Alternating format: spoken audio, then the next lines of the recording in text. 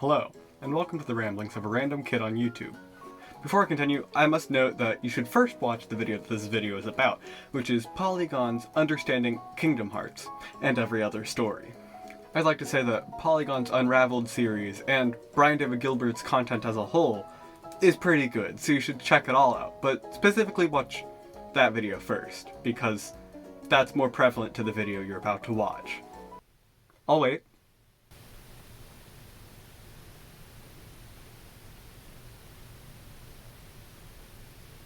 I'm sure you've heard of the hero's journey, or the monomyth, the basic stages every hero goes through in their quest or journey. I'm sure most of you, however, have not heard of the villain's tridecagon, which came to my understanding in the video that I asked you to watch. In this video, Brian David Gilbert introduces the villain's tridecagon, which is the basic story that applies to every villain, as long as that villain is Xehanort. So, I have decided to make Brian David Gilbert's Villain's Tridecagon into the true Villain's Journey. I might want to change that, though. Disentangle? No. Unlace? Solve? Solve? No, you know what? I have a better word.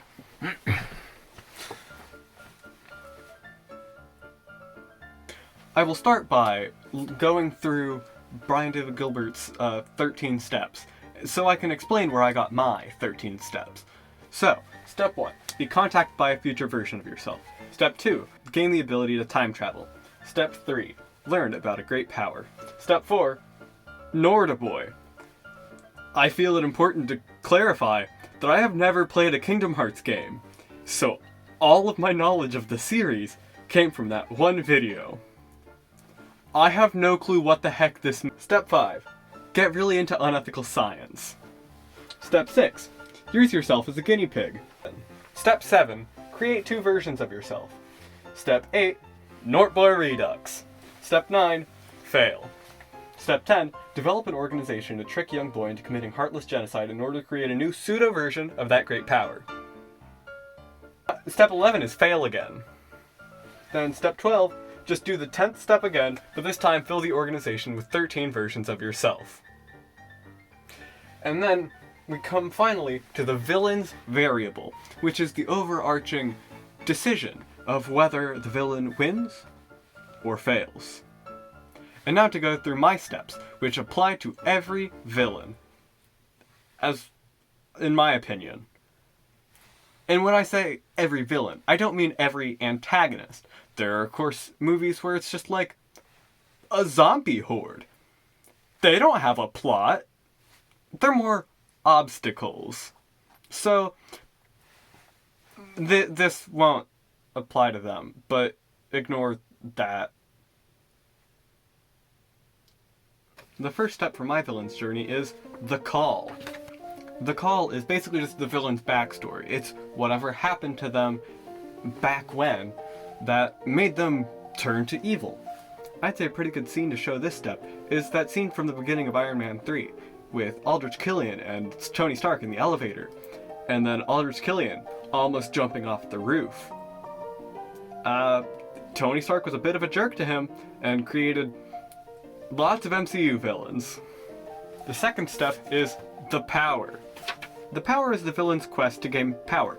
Not necessarily evil power, but like, think when Tom Riddle went to Hogwarts. He wasn't necessarily evil yet, but he was getting powerful and training for when he was evil. Step 3 is the knowledge. The knowledge, yeah, basically just learning about a great power. The villain finds out about some big evil thing that they want. Like Horcruxes, the Infinity Gauntlet. What's another thing? Step 4 is the point of no return. It's basically the major evil act that makes the villain a villain. At this point, whether or not they were good beforehand, it's pretty easy to identify them as evil. And this kind of starts their downturn into the plunge. For this one, I am going to have to combine Brian David Gilbert's fifth and sixth steps, because getting really into unethical science and using yourself as a guinea pig for said unethical science, it's the plunge now. So the plunge is basically the big series of evil stuff. Like if they murdered a bunch of people, that tends to be a mark of a good villain. Next is the spread. The spread is basically them gaining a following. Like the Death Eaters, the Black Order, all of Dr. Doofenshmirtz's backup dancers. That's all they're following. In this instance, it's creating two versions of yourself, because another you is just another you to follow you. The next step is the catalyst. The catalyst is whatever action of the villain triggers the hero. This is what kind of meshes the two stories together. It could realistically go in either 7 or 8, but I don't want to have to move 8.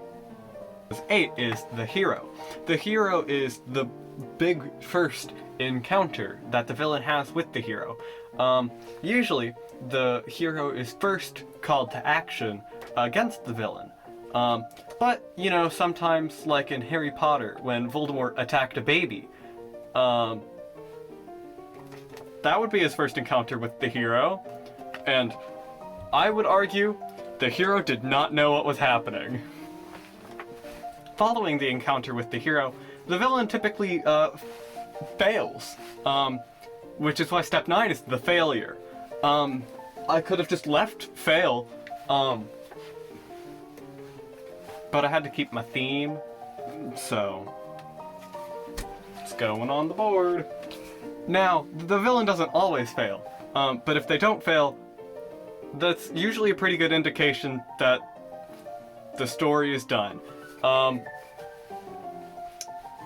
So it's hard to continue after that. It makes for a boring story. Following this failure, the villain is usually pretty mad at the hero. So they're gonna attack him. The attack is basically just a planned attack against the hero. Now, there can be many of these attacks, but not all of them are gonna work, which is why step 11 is the repeat.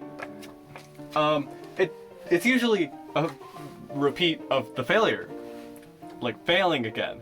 But it could also just basically mean go back to step 10 and try again. And you just kind of do that until you get to step 12. The finale. The finale is basically a culmination of all of the villain's work. They bring out every last stop. They have all of their materials brought together for one big showdown. Like the Battle of Hogwarts, the Battle of Wakanda, the Battle of Starcourt, you know? The villain just brings in everything that they have in order to try to stomp down the hero once and for all. And then, it either works, or it doesn't. Which leads into the variable. The villain's either gonna win, or they're gonna lose. But I think that there can be more aspects to this variable. Now, think of like Black Panther. At the end, sure, Killmonger is dead, and Wakanda goes back basically to normal, with T'Challa as the king. Except, not everything's the same. Eric Killmonger got exactly what he wanted. He enlightened Wakanda to the needs of the world. Now, sure, I'm sure he didn't want it to happen like this, but like, he still influenced the hero. He brought the hero to his side. He changed the hero's thinking. So I think another part of the variable is the turn.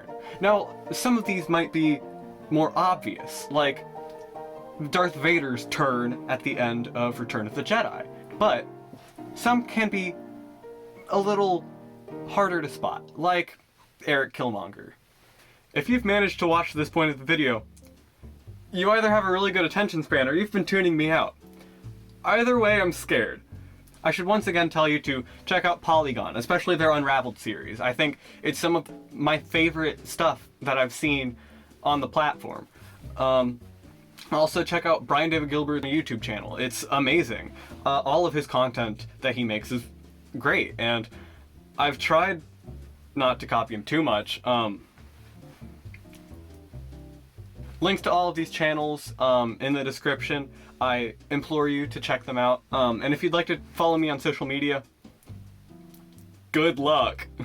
And if you know me personally,